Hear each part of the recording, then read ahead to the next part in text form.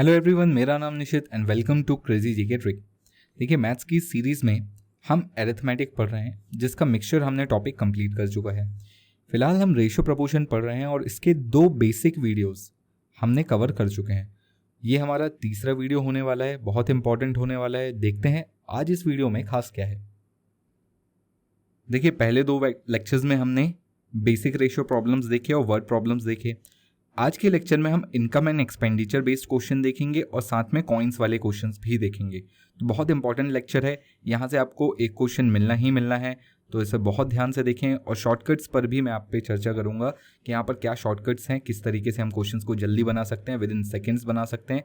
तो इसे भी ध्यान दें और चलिए शुरू करते हैं आज का सेशन।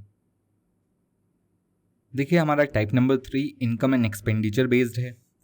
इनकम एंड एक्सपेंडिचर में क्वेश्चंस किस तरीके से आने वाले हैं, तो देखिए, हम कुछ इनकम करते हैं, कुछ पैसे कमाते हैं, फिर हम उनमें से कुछ खर्चा कर देते हैं और कुछ सेविंग कर लेते हैं, है ना। इसी प्रकार से काम होता है। फॉर एग्जाम्पल, अगर मैं आपसे बोलूं कि मैंने 100 रुपये कमाए और इसमें से 80 खर्चा कर दिए, तो बताइए बचाए कितने, तो आप बोलेंगे 20 रुपये बचाए। तो देखिए, फॉर्मूला हमारे सामने क्लियर है बिल्कुल। इनकम में से एक्सपेंडिचर अगर मैं माइनस करता हूँ तो सेविंग निकल कर आती है। या फिर मैं इसको दूसरे तरीके से भी बोल सकता हूँ, क्या कि अगर मैं सेविंग में ऐड कर दूं अपना एक्सपेंडिचर, तो मुझे क्या मिलेगा, मुझे मेरी इनकम मिलेगी, है कि नहीं। ये भी हम बोल सकते हैं। अब देखिए, क्योंकि अब ये रेशियो प्रपोर्शन का पार्ट है, तो यहाँ पर जो भी क्वेश्चन पूछे जाएंगे फॉर्मूला यही होगा मोर और लेस, पर ये सारे क्वेश्चंस रेशियो बेस्ड होने वाले हैं। तो देखिए, क्वेश्चन कैसे पूछे जा सकते हैं हमसे। एक एग्जाम्पल के लिए मैंने यहाँ पर एक क्वेश्चन लिया है। तो देखिए, क्वेश्चन क्या है, A and B have their monthly income in the ratio of 8:5। 2 व्यक्ति हैं मेरे सामने, A और B। इनकी जो मंथली इनकम है वो किस रेशियो में है, तो मैं इसको पहले थोड़ा सा सही अरेंज कर देता हूँ। A और B 2 लोग हैं, इनकी मंथली इनकम का रेशियो है 8:5। याद रखिए, ये इनकम है, यानी इतना इनने कमाया। इसके बाद मुझे बोला है कि इनका मंथली एक्सपेंडिचर का जो रेशियो है वो 8:5 है। तो एक्सपेंडिचर मैं लिख देता हूँ 5:3। फिर मुझसे बोला गया कि इनकी सेविंग है 12,000 और 10,000। तो देखिए, इसकी सेविंग है 12,000 12 के, और इसकी सेविंग है 10 के। 1000 के को हम लोग 1000 बोलते हैं ना। तो अब मुझसे पूछा क्या है, देखिए, मुझसे पूछा है कि difference in their monthly income, इनकी आय का अंतर ज्ञात करना है हमको। तो चलिए, इसको हम कैसे बनाएंगे। तो देखिए, आपको अगर क्रॉस मल्टीप्लिकेशन याद हो तो मैंने आपको बोला था कि जो चाहिए होता है उसे ऊपर लिखते हैं, जो बाद वाला रेशियो होता है उसे नीचे रखते हैं, और जो भी कम ज़्यादा हुआ रहता है उसे हम सबसे नीचे लिखते हैं। तो चलिए, अब इसको इसी तरीके से सॉल्व करते हैं। सबसे पहले क्रॉस मल्टीप्लाई कर लें। क्रॉस मल्टीप्लाई करने पर क्या आएगा, देखिए, 8 तिया 24 और 5 पंजे 25। अंतर कितने का आएगा, अंतर आएगा 1 का, यानी मुझे एक पार्ट की वैल्यू मिलने वाली है। याद रखें, ये जो एक पार्ट की वैल्यू होगी वो किसके लिए होगी, ऊपर वाले रेशियो के लिए। अगर आपने ऊपर इनकम लिखा है तो आपको इनकम ही मिलेगी। तो इनकम का एक पार्ट कितने के बराबर होगा, कैसे पता करेंगे। तो देखिए, यहाँ पर हम माइनस करते हैं, मल्टीप्लाई करें और माइनस करें। तो 5 × 10 50 और 12 तिया 36। तो देखिए, 50,000 में से 36,000 माइनस करूंगा तो कितना आएगा, 14,000, 14K। बोलिए, क्लियर है। तो अब मुझे यहाँ पर पता क्या करना था कि एक पार्ट की वैल्यू 14,000, तो मुझे इनका अंतर देखना था। देखिए, रेशियो में अंतर कितना है, रेशियो में अंतर है 3 पार्ट का। तो मुझे बताइए, एक पार्ट की वैल्यू 14,000, तो 3 पार्ट की वैल्यू कितनी होगी, बता सकते हैं इजीली। 14 × 3 कितना आएगा, 42K या 42,000। इनके बीच आय का अंतर होगा, यही मेरा आंसर होगा। तो मेरे ख्याल से आपको ये एक चीज़ समझ में आ गई कि कैसे मैं इस चैप्टर में या इस टॉपिक पर क्रॉस मल्टीप्लिकेशन का यूज़ करने वाला हूँ। अब चलिए, क्वेश्चन बनाना शुरू करते हैं। एकदम बेसिक क्वेश्चन से शुरू करेंगे और धीरे धीरे लेवल बढ़ाते जाएंगे। देखते हैं नेक्स्ट क्वेश्चन। क्वेश्चन है, एक व्यक्ति के खर्च और बचत का अनुपात 26:23 है। देखिए, क्या क्या दिया हुआ है, इसका एक्सपेंडिचर दिया है और इसका सेविंग दिया है। किस रेशियो में है, 26:3, है ना। फिर मुझसे बोला गया है व्यक्ति की मासिक आय 7250 रुपए है, तो मासिक बचत ज्ञात करें। अब देखिए, इनकम उसने मुझे बताई है। हम सभी अच्छे से जानते हैं कि खर्चा और सेविंग, यानी एक्सपेंडिचर और सेविंग को मिलाने पर हमें क्या मिलता है, हमें मिलती है इनकम। तो ये कितनी हो जाएगी, ये हो जाएगी 29। अब इस 29 पार्ट की वैल्यू मुझे कितनी दी हुई है, 7250। तो मुझे यहाँ से क्या निकालना है, मुझे यहाँ से एक पार्ट की वैल्यू निकालनी है। कैसे निकालेंगे, 7250 में से कितने का भाग देंगे, 29 का। बताइए कितना आएगा। तो हमें पता चलेगा कि इसको डिवाइड करने पर जो मुझे मिलने वाला है वो है 250, यानी एक पार्ट की वैल्यू मुझे कितनी मिली, 250। तो मुझे बताइए अगर एक पार्ट की वैल्यू 250 है तो इसकी सेविंग कितनी थी, इसकी सेविंग 3 पार्ट थी, और यही तो मुझे पूछा है बचत। तो देखिए 3 पार्ट की वैल्यू कितनी होगी, 750। बहुत ही बेसिक क्वेश्चन था, रेशियो प्रोपोर्शन के ऊपर बेसिक एकदम। चलिए अब देखते हैं नेक्स्ट क्वेश्चन। क्वेश्चन है ए बी और सी की आय का अनुपात 3-7-4 है। ठीक है, हमारे पास 3 लोग हैं, ए बी और सी। इनकी आय का अनुपात कितना है, 3, 7 और 4 है ना। फिर मुझसे बोला गया कि इनके खर्चों का अनुपात 4-3-5 है। तो इनकम तो मुझे पता चल गई, अब मुझे बताया एक्सपेंडिचर। एक्सपेंडिचर क्या है, 4:3:5। बोलिए क्लियर है।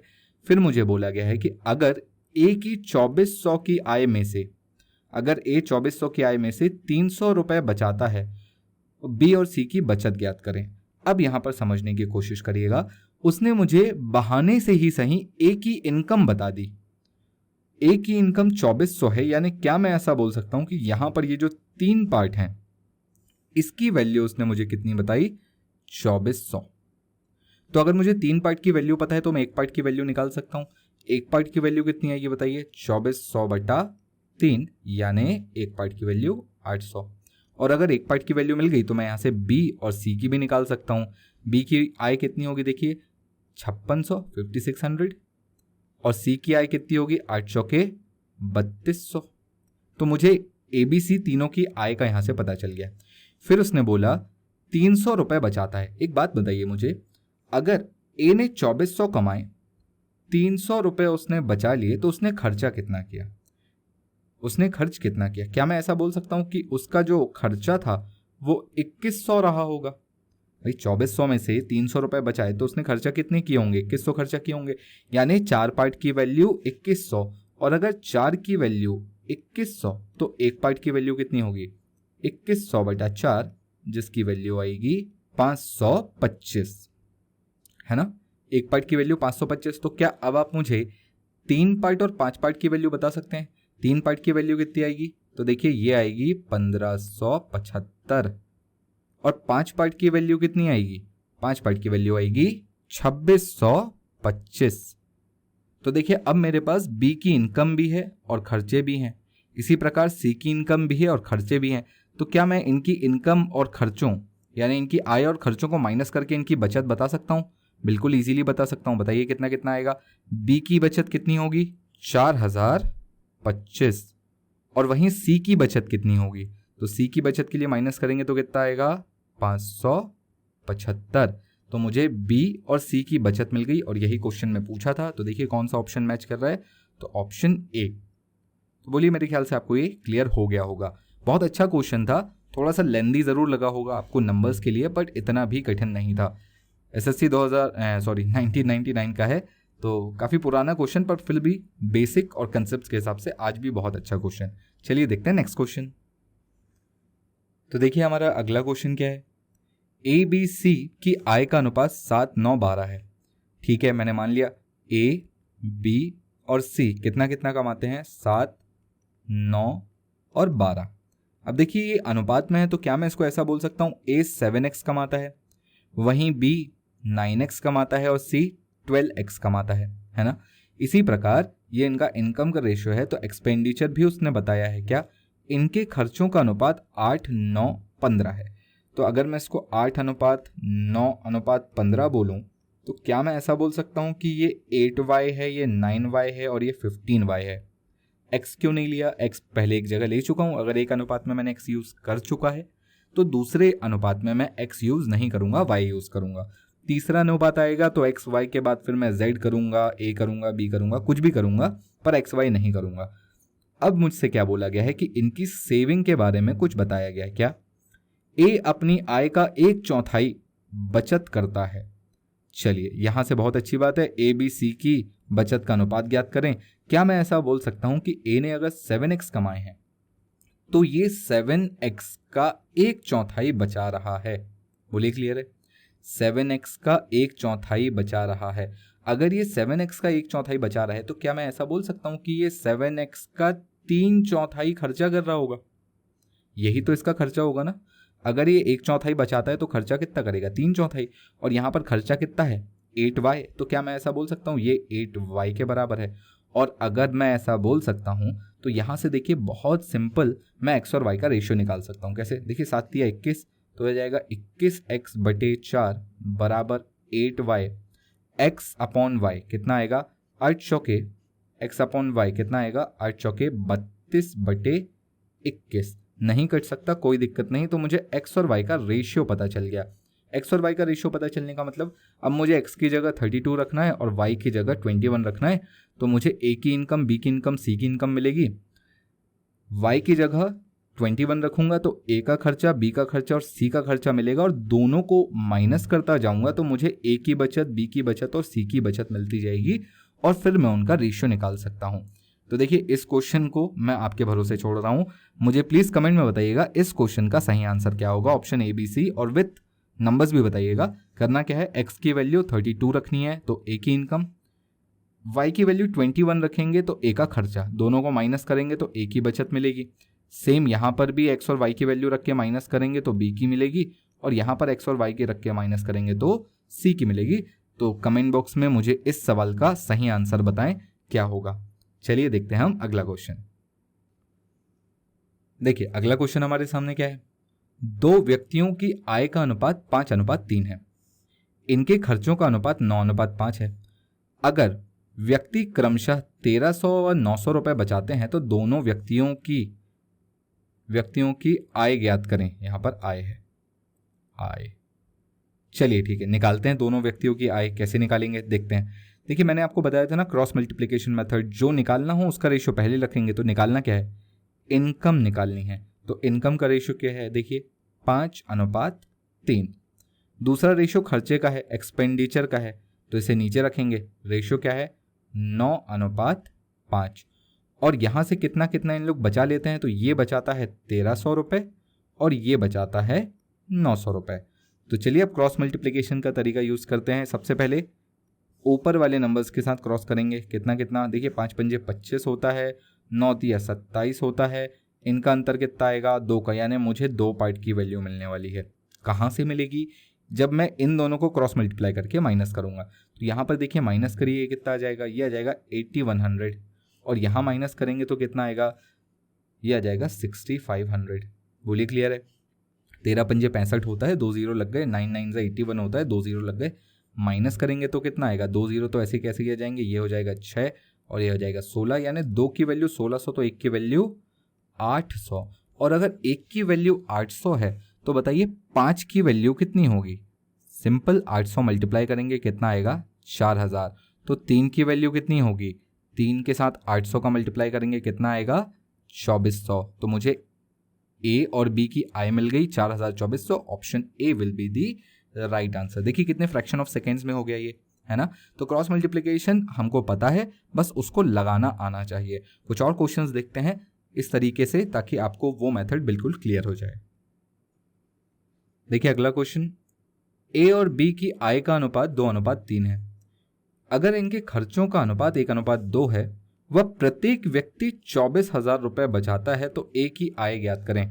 बहुत ही सिंपल और बकवास सवाल। क्या है, देखिए ए और बी की आय का रेशियो, ए और बी की इनकम का रेशियो मुझे दिया हुआ है। मैं इसको यहां पर ऐसे लिखता हूं, ए और बी की इनकम का रेशियो क्या है, 2:3, है ना। सेम चीज मुझे बोलिए इनके खर्चों का अनुपात क्या है, 1:2। बचाते कितना है, तो देखिए ये बचाता है 24,000 और ये भी बचाता है 24,000। बोलिए क्लियर।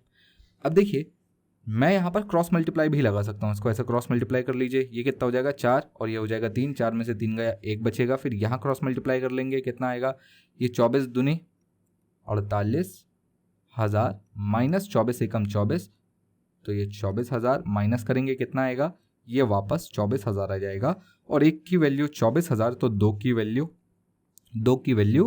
48,000 होगी। तो मुझे यहाँ से पता चल गया ए की इनकम कितनी है, 48,000, यानी ऑप्शन डी।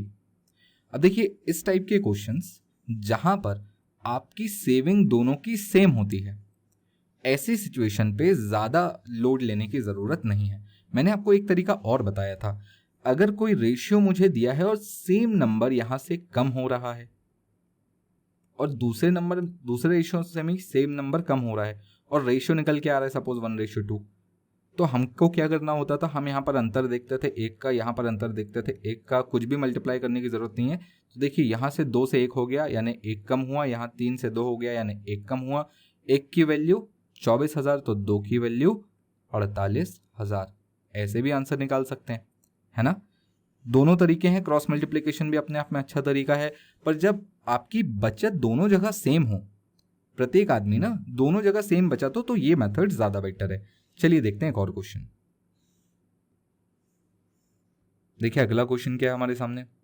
अमित और वीर की आय का अनुपात 3:2 है, वहीं इनके खर्चों का अनुपात 5:3 है। अगर प्रत्येक व्यक्ति 1,000 रुपये बचाता है तो अमित की आय ज्ञात करें। देखिए प्रत्येक व्यक्ति 1,000 रुपये बचाने पर आया, मतलब मैं समझ गया कि मुझे इनकम में से दोनों में 1,000 माइनस करना है। तो देखिए इनकम क्या रेशियो पे था, 3:2, दोनों में से मुझे कितना माइनस करना है, 1,000 माइनस करना है, और ये रेशियो कितना हो जाना चाहिए, 5:3। कैसा क्या करना होता है, अगर सेम नंबर घटाना है या सेम नंबर बढ़ाना है तो अंतर देखते हैं, यहाँ अंतर 1 का, यहाँ अंतर 2 का, अंतर को क्रॉस मल्टीप्लाई कर लें, आंसर आ जाएगा। देखिए 2 तो ये हो जाएगा 6 और 2 दूनी 4, ये आ जाएगा 5, 3। देखिए कितना कम हुआ, 1, यहाँ से भी कितना कम हुआ, 1। अब इस 1 की वैल्यू कितनी है बताइए, 1,000। 1 की वैल्यू अगर 1,000 तो उसने मुझसे बोला है अमित की इनकम, अमित की इनकम कितनी थी, देखिए 3 का मतलब कितना हुआ, 3,000 होगा, तो 3,000 आंसर गलत हो गया। क्यों गलत हुआ, देखिए मैंने आपको बताया था ना, रेशियो 1 पार्ट की वैल्यू 3:2 के लिए नहीं है, ये 6:4 के लिए है। तो इस 1 पार्ट की वैल्यू को 6 में पुट करेंगे तो 1 की वैल्यू 1,000 तो 6 की वैल्यू 6,000। ये होगा मेरा सही आंसर, ऑप्शन डी। छोटी सी मिस्टेक है, बहुत छोटी सी मिस्टेक है, गलती ना करें यहाँ पर। तो मेरे ख्याल से आपको ये तरीका समझ में आ गया होगा। चलिए देखते हैं नेक्स्ट क्वेश्चन। देखिए अगला क्वेश्चन क्या है, 2 क्रमागत वर्षों में आय का अनुपात 2:3 है, यानी इनकम मुझे फर्स्ट ईयर और इनकम फॉर सेकेंड ईयर मुझे बताया हुआ है, किस रेशियो में है, 2:3। फिर मुझसे बोला गया है इन वर्षों में खर्च का अनुपात 5:9 है, यानी जो आपका एक्सपेंडिचर हो रहा था फर्स्ट ईयर में और एक्सपेंडिचर हो रहा था सेकेंड ईयर में, इसका रेशियो उसने बताया कितना, 5:9।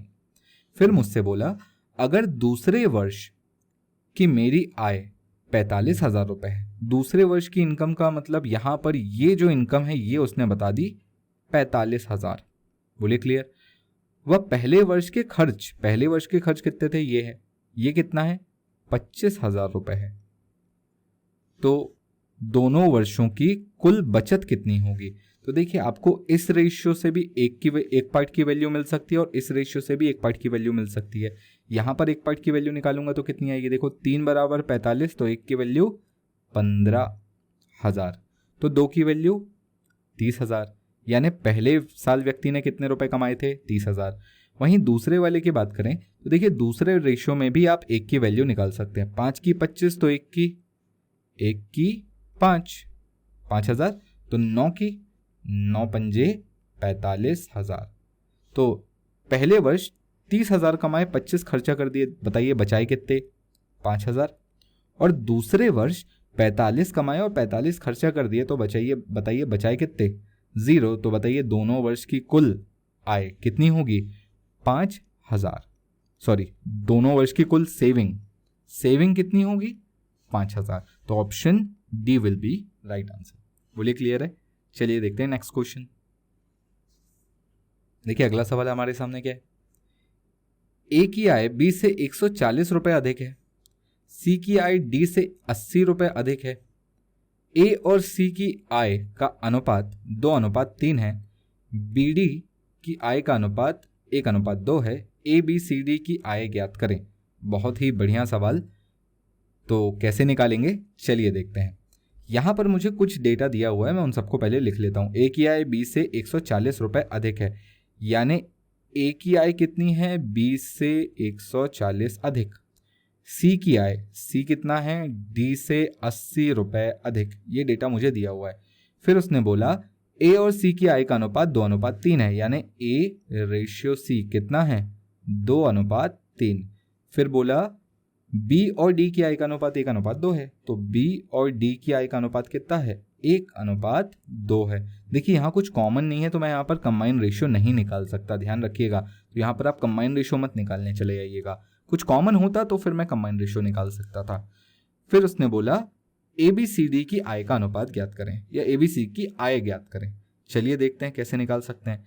क्या मैं यहाँ से A को 2x और 3x बोल सकता हूँ, बोल सकता हूँ। इसी प्रकार BD के केस में क्या मैं इसको 1y और 2y बोल सकता हूँ। देखिए मैंने y क्यों लिया, क्योंकि x ऊपर ले चुका था, तो यहाँ पर y लूंगा। तो अब चलिए इसी को यहाँ पर पुट कर देते हैं और आंसर निकालने की कोशिश करते हैं। a की वैल्यू कितनी है, देखिए 2x इक्वल्स टू b कितना है, 1y प्लस 140। यहीं से c के लिए क्या लिखूंगा, देखिए 3x इक्वल्स टू कितना बताइए, d की वैल्यू 2y प्लस 80। तो अब यहां से मेरे पास दो इक्वेशन है और दो इक्वेशन के साथ मेरे पास दो वेरिएबल भी हैं, तो मैं इजीली इस क्वेश्चन का आंसर निकाल सकता हूं। कैसे, देखिए ऊपर वाली इक्वेशन ये जो 2x minus Y equals to 140, ये मैंने कैसे लिखा समझ में आया कि नहीं। इस y को मैंने यहाँ ले आया, ऐसे ही इस 2y को यहाँ पर ले आऊँ तो ये हो जाएगा 3x minus 2y equals to 80। अब यहाँ पर हम कई बार क्या करते थे, यहाँ पर हम करते थे कि किसी तरीके से या तो x के कोफिशिएंट या y के कोफिशिएंट को इक्वल कर देता था। तो देखिए यहाँ पर अगर मैं 2 का मल्टीप्लाई करूँ तो क्या होगा, तो ये 2 दूनी 4 हो जाएगा और ये 2y हो जाएगा। तो नीचे 2y और ऊपर 2y कैंसिल आउट हो जाएगा। तो देखिए इसको मैं कैसे निकालूंगा, यहाँ पर मैं 2 का मल्टीप्लाई करूंगा तो ये हो जाएगा 4x minus 2y equals to 280, और यहाँ पर तो 3x minus 2y equals to 80। Simple minus कर दूंगा दोनों इक्वेशन को, तो y से y कैंसिल, 4 में से 3 गया, तो x इक्वल्स टू 200। और जैसे ही x इक्वल्स टू 200 आया तो मैं बता सकता हूँ किसी दो की वैल्यू, किस किस दो की, a और c की। कैसे, यहाँ पर रखूंगा तो 200 इंटू 2, ए की इनकम हो गई कितनी, 400। बताइए क्लियर है, रुपीज़। वहीं सी की इनकम कितनी हो जाएगी, वापस यहाँ पर 200 रखिए, तो ये हो जाएगा 600 रुपीज़। बोलिए क्लियर। और अगर आपको ए और सी की पता चल गई तो बी और डी की भी तो बता सकते हैं। देखिए ए की कितनी थी, 20 से 140 अधिक। अगर मैं यहाँ पर 400 रख दूँ तो माइनस 140 करना पड़ेगा, तो बताइए कितना आएगा, b equals to 400 minus 140, answer होगा 260। उसी प्रकार d के लिए क्या बोलूंगा, तो देखिए d की वैल्यू कैसे निकालूंगा, c में अगर मैं 80 घटा दूं तो आ जाएगा। तो c की वैल्यू कितनी थी, c की वैल्यू थी 600, तो ये आ जाएगा 520। तो a b c d सबकी वैल्यू पता चल गई, option c will be the right answer. बोलिए क्लियर है, मेरे ख्याल से आपको ये समझ में आ गया होगा। चलिए आगे देखते हैं। देखिए अगला क्वेश्चन एसएससी 2018 में पूछा गया है, बहुत ही अच्छा और बहुत ही इंपॉर्टेंट क्वेश्चन। क्वेश्चन क्या है पहले पढ़ लेते हैं।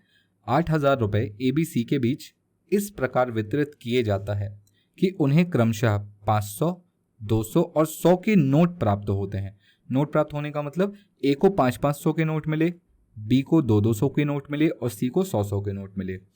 उनके द्वारा प्राप्त राशि 15:2:3 में है। देखिए राशि का मतलब जो टोटल अमाउंट होता है ना, उसकी बात कर रहा है, क्या अनुपात में है। 500 रुपये, 200 रुपये और 100 रुपये के नोटों की संख्या ज्ञात करें। बेसिकली आपको ये निकालना है कि ए को कितने नोट मिले, बी को कितने नोट मिले और सी को कितने नोट मिले।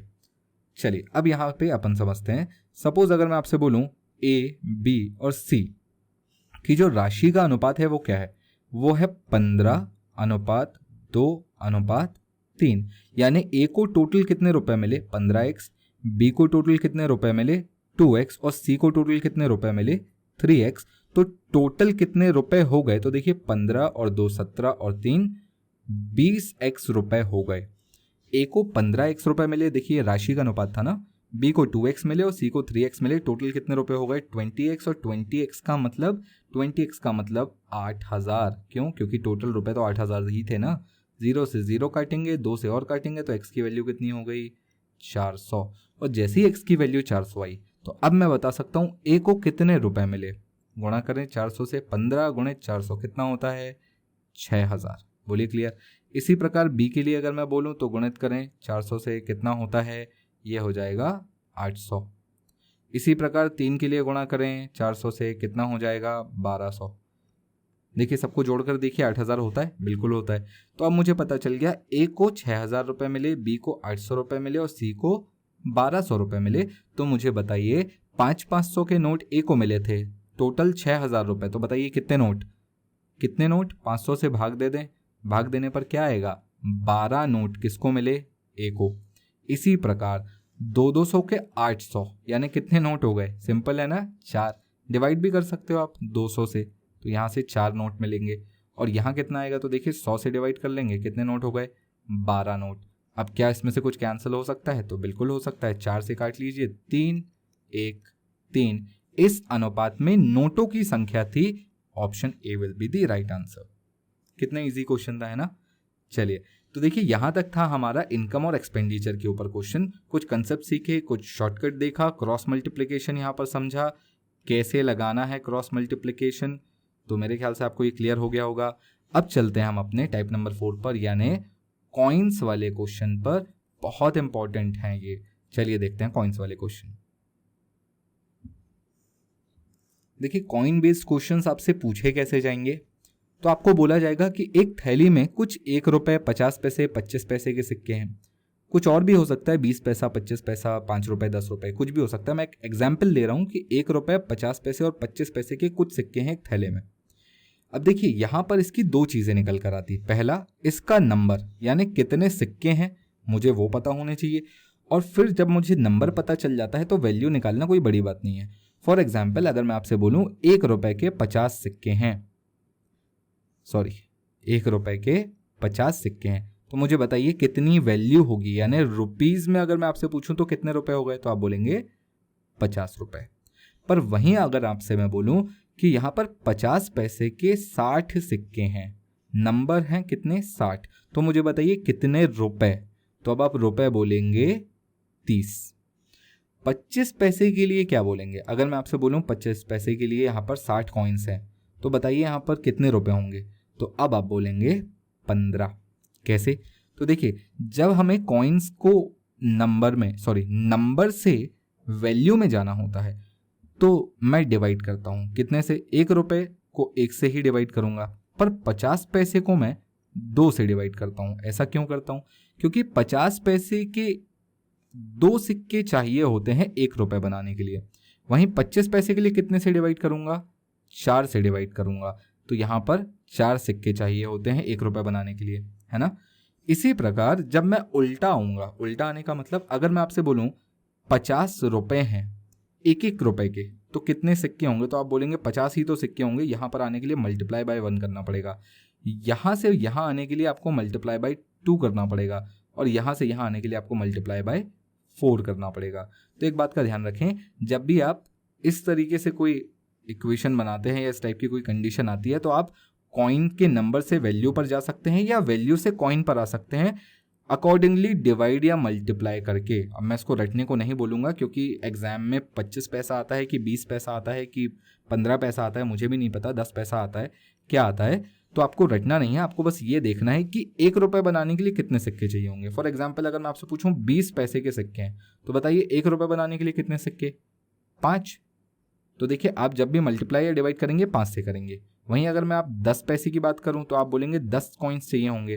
तो जब आप यहाँ से यहाँ आएंगे नंबर से वैल्यू, तो डिवाइडेड बाय 10 करिएगा, और जब आप ऊपर जाएंगे तो मल्टीप्लाई बाय 10 करिएगा। तो इस तरीके से ये काम चलता है। अब इसका उपयोग क्या है या इसका होता क्या है वो समझ लेते हैं। देखिए रेशो पढ़ रहे हैं, कहीं ना कहीं रेशो बीच में आएगा, और बस आता ही है थोड़ी देर में रेशो बीच में। कैसे, देखिए मैं अगर आपसे पूछूं कि यहाँ पर कुल सिक्के कितने हैं, तो आप बोलेंगे 50 60 110 और ये होगा 170 सिक्के। पर वहीं आपसे अगर मैं पूछूं इस बक्से में कुल कितने रुपए हैं, इस थैले में कुल कितने रुपए हैं, तो आप बोलेंगे 50 और 30 80 और ये हो गया 95, है ना।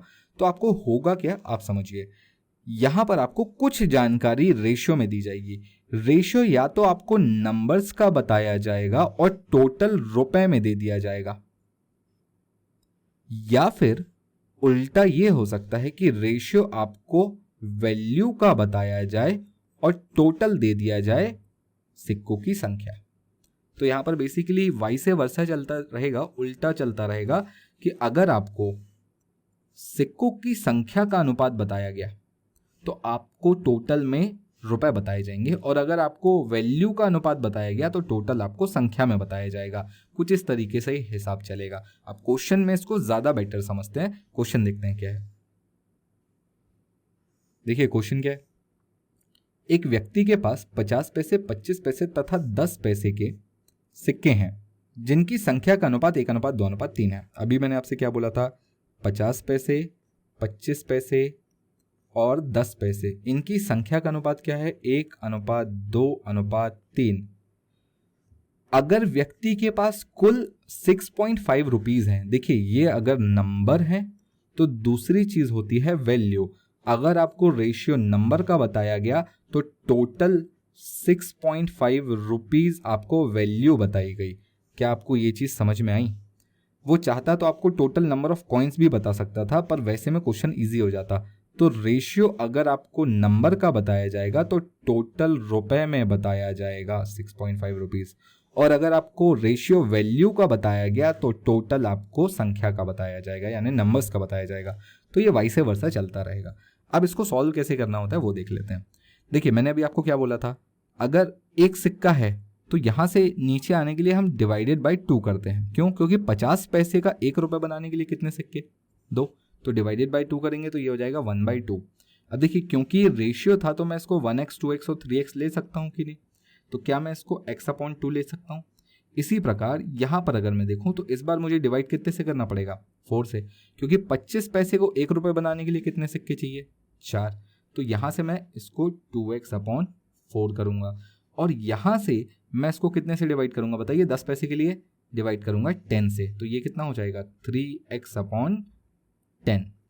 और इन सब का वैल्यू का टोटल कितना है 6.5, तो यहीं से मेरा आंसर निकल के आने वाला है x/2 प्लस 2/4 को भी मैं x/2 लिख सकता हूँ, प्लस 3/10, 3x/10 इक्वल्स टू 6.5। नीचे एलसीएम ले लें कितना आएगा, तो देखिए ये 5 हो जाएगा तो ये 10 हो जाएगा, ये 5 हो जाएगा तो ये 10 हो जाएगा। अब एलसीएम 10 आ गया, मल्टीप्लाई कर लेना, 5 5 10 और 3 13x बराबर, मल्टीप्लाई करेंगे 10 यहाँ से, ये हो जाएगा 65। तो x की वैल्यू 5 और x की वैल्यू 5। तो अब उसने मुझसे क्या पूछा, 10 पैसे के सिक्कों की संख्या, तो 3x थी, 3x में 5 रख लेंगे, 15 सिक्के, 15 कॉइन्स। Answer C. बोले क्या ये आपको समझ में आया? नहीं समझ में आया तो कोई दिक्कत नहीं, हमें और भी क्वेश्चंस देखेंगे जहां पर ये आपको क्लियर हो जाएगा। फिलहाल आपको बस इतना समझना है कि अगर रेशियो नंबर का रहेगा तो टोटल वैल्यू में रहेगा, अगर रेशियो वैल्यू का रहेगा तो टोटल नंबर का रहेगा। इतनी सी बात अगर समझ में आ गई तो आगे की काम अपन और आसान कर लेंगे। चलिए एक और क्वेश्चन देखते हैं। देखिए अगला क्वेश्चन क्या है हमारे सामने। किसी बक्से में 1 रुपये 50 पैसे और 25 पैसे के सिक्के हैं। 1 रुपये 50 पैसे और 25 पैसे, दो चीज होती है, नंबर होती है, वैल्यू होती है। आगे क्या बोला गया देखिए, पैसे के सिक्के हैं जिनकी संख्या का अनुपात 3, 8, 20 है। अब देखिए अनुपात किसका बताया गया, संख्या का, तो ये है 3, 8 और 20। और जैसे ही संख्या का अनुपात बताया जाए समझ जाइए कि आपको टोटल किस में देने वाला है, वैल्यू का। तो देखिए रुपीज उसने टोटल कितने बताए, 372 रुपए बताए।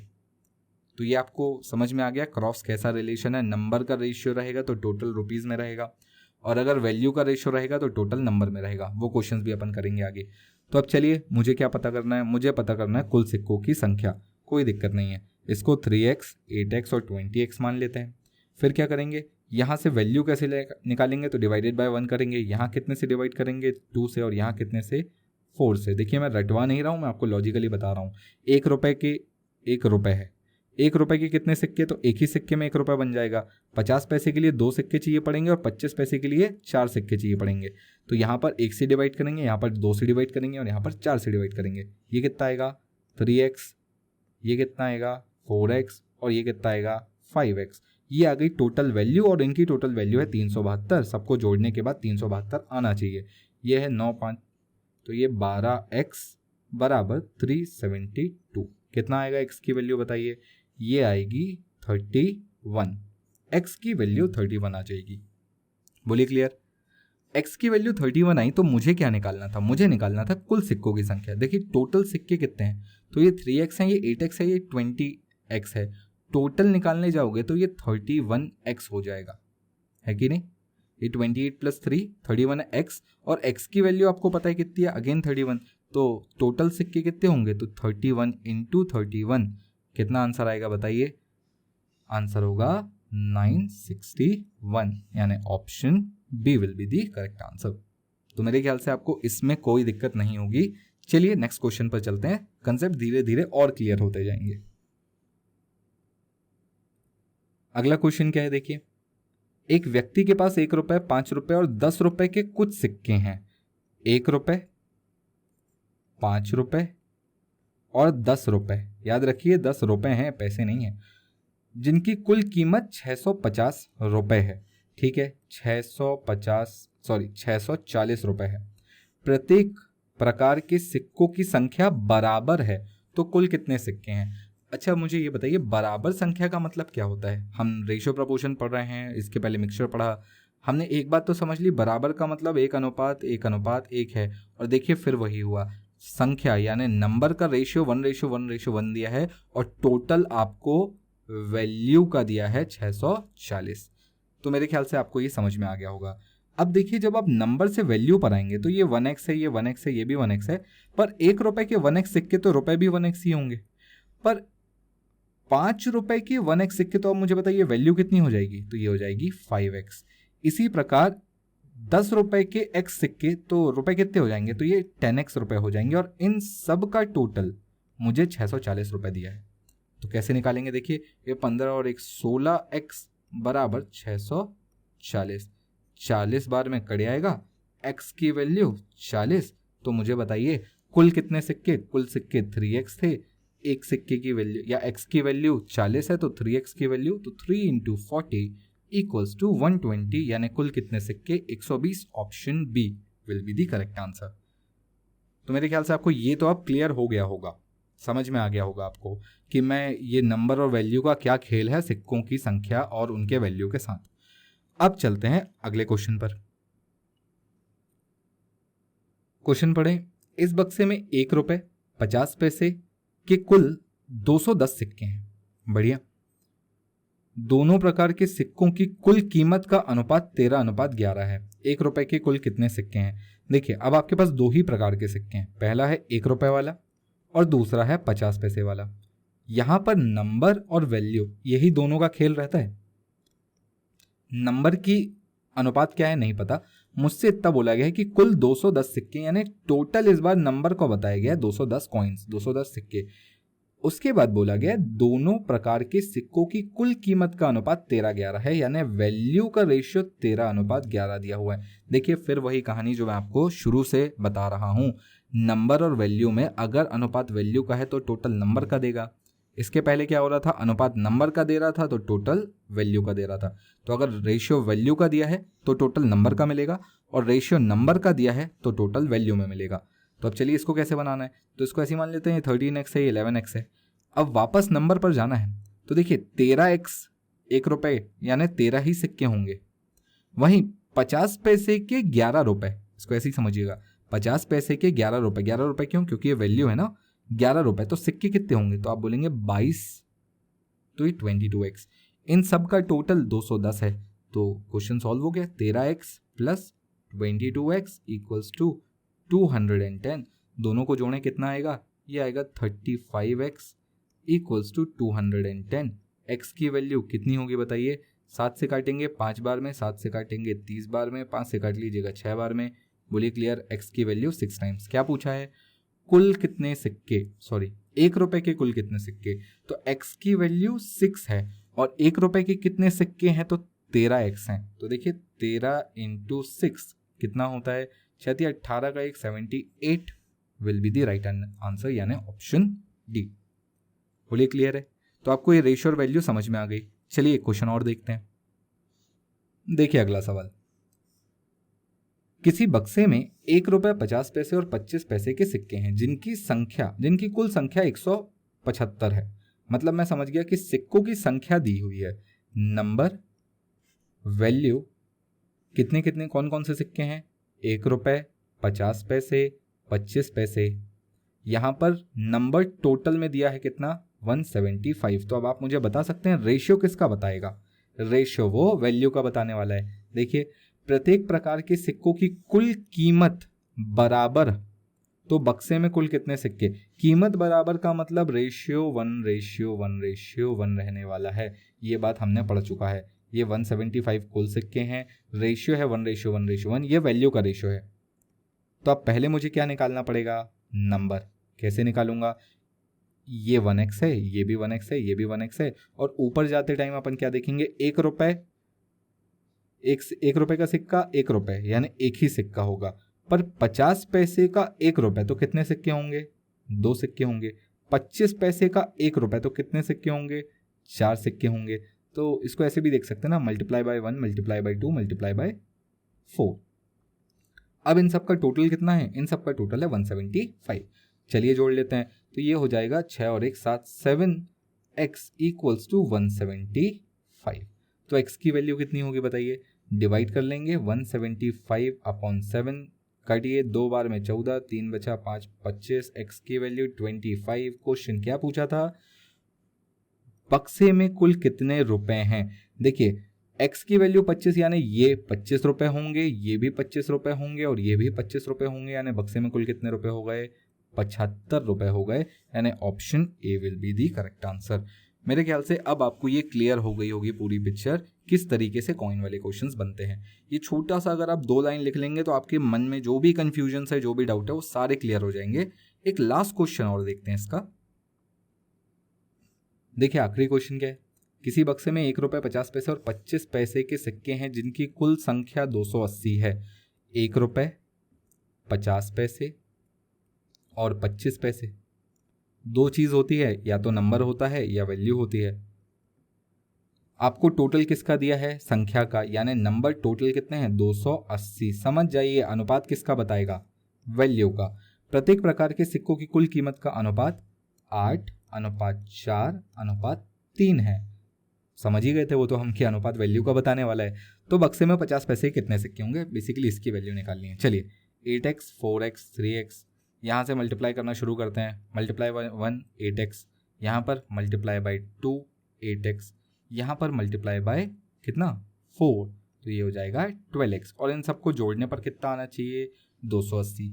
चलिए ये हो जाएगा 28x = 280। तो x की वैल्यू सीधी सीधी दिख रही है कितनी, 10, और अगर x की वैल्यू 10 तो 8x की वैल्यू कितनी होगी, 80 होगी, यानी 50 पैसे कितने सिक्के, 80। Option C will be the right answer. कितने सेकंड का क्वेश्चन था, है ना।